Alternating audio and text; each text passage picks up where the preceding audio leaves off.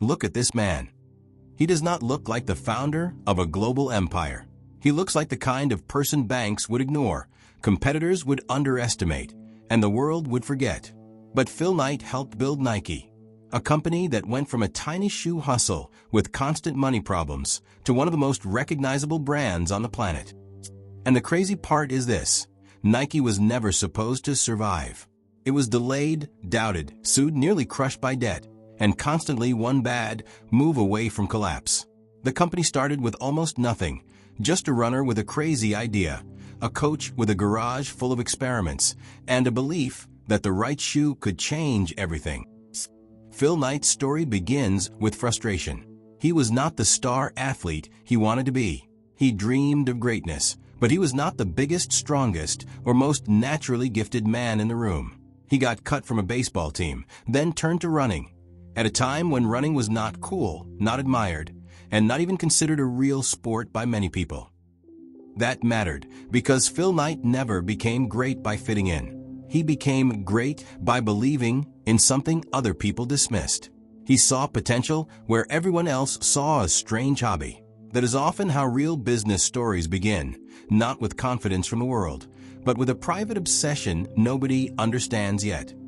As a young man, Knight became fascinated by Japanese running shoes. He believed they were better, lighter, and more promising than what the American market offered. So in 1963, he flew to Japan and went looking for Onitsuka, the company behind the shoes he admired. He did not even have his own company yet. When Onitsuka asked who he worked for, he had to improvise on the spot. He gave them a company name that sounded legitimate and pitched the idea with confidence. The Japanese listened. Then, surprisingly, they agreed to send him shoes. That was the moment the story really began. Not with a factory, not with investors, not with fame, but with one risky conversation and one bold lie that opened the door to everything that came later. The first shipment took months to arrive. When it did, Knight was thrilled. He showed the shoes to his old running coach, Bill Bowerman, a man obsessed with making athletic shoes lighter, better, and more efficient. Bowerman immediately saw the opportunity. He did not just want to sell shoes. He wanted to improve them. Together, they built Blue Ribbon Sports. At first, the company had almost no money and almost no safety net. Knight kept working, selling shoes directly to runners and coaches, trying to convince people that this strange little business could matter. Retailers often dismissed him. Banks didn't trust him. Everything depended on whether the next sale would happen before the cash ran out. Knight borrowed money again and again, always trying to stay one step ahead of cash flow problems. The company was growing fast, but growth created pressure. More orders meant more inventory, more debt, more risk, and more chances for everything to fall apart. And then came the fights.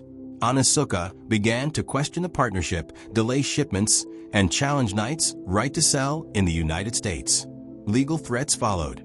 Knight had to travel back and forth, negotiate, defend the business, and fight to keep control of the brand's future. One supplier could have ruined the whole thing. That is how fragile the early years really were.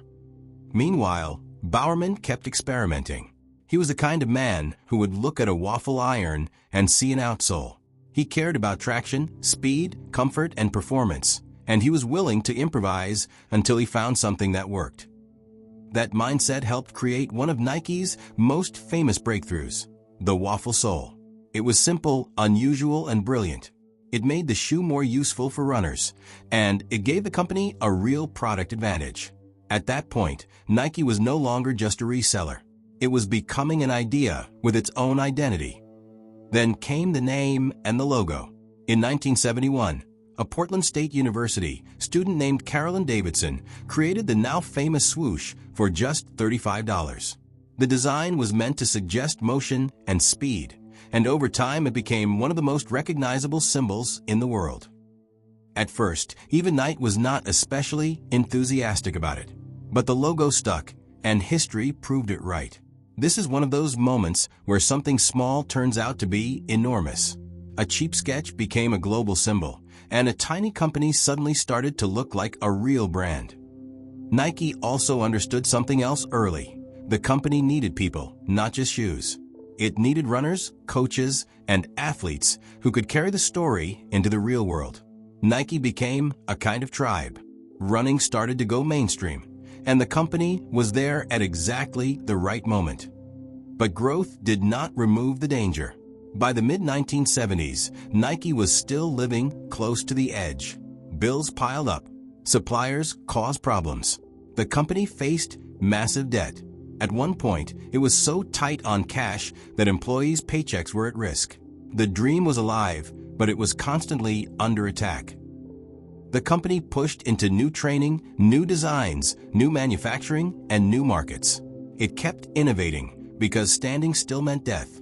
Nike also became better at storytelling. It stopped being just a shoe company and became a symbol of ambition, performance, and personal victory.